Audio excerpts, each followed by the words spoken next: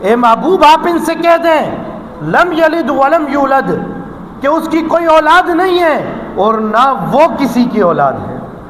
اب یہ ہے کافروں کا رد، یہ ہے عیسائیوں کا رد، یہ ان لوگوں کا رد جنہوں نے خدا کی اولاد مانی، یہ ان لوگوں کا رد ہے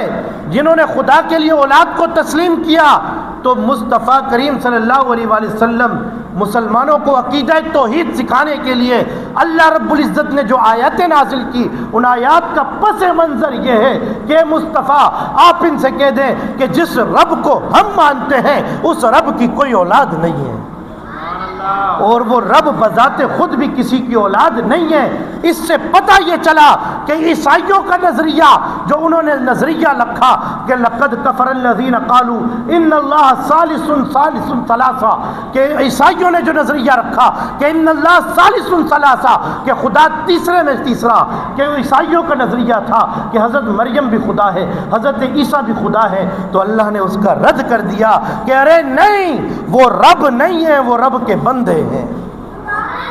اور اس آیت کے اندر یہودیوں کا بھی رد ہے کہ یہودیوں کے نے کہا وقالت الیہود عزیر ابن اللہ، کہ یہودیوں نے حضرت عزیر علیہ السلام کو اللہ کا بیٹا کہا، تو اللہ نے کہہ دیا واضح طور پر کہ مصطفیٰ آپ ان سے کہہ دیں کہ رب کا کوئی بیٹا نہیں ہے۔ تو پتہ یہ چلا کہ مسلمان وہی ہوگا،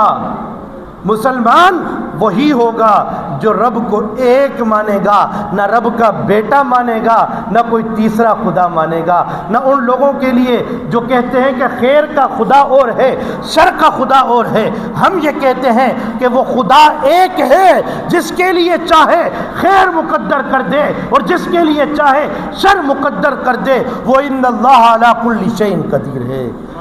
وہ ان اللہ علی کل شیء قدیر ہے، وہ ہر چاہے پہ قادر ہے، وہ جو چاہتا ہے کرتا ہے، اس سے کوئی پوچھنے والا نہیں، اس سے کوئی حساب لینے والا نہیں۔ وہ رب ذوالجلال ہر شے پہ قادر ہے، وہ رب ذوالجلال ہر ممکن پہ قادر ہے، وہ رب جس کے لیے جو چاہتا ہے، جسے چاہے عزت دے۔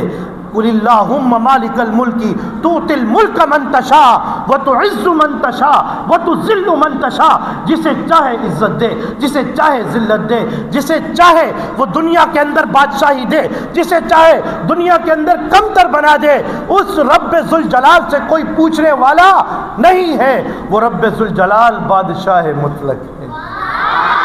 وہ رب ذوالجلال بادشاہ مطلق ہے، جسے چاہتا ہے زندگی دے دے، جسے چاہتا ہے موت دے دے، جسے چاہتا ہے رزق دے دے، جسے چاہتا ہے غنی کر دے، جسے چاہے سخی کر دے۔ وہ رب ذوالجلال سے کوئی پوچھنے والا نہیں ہے۔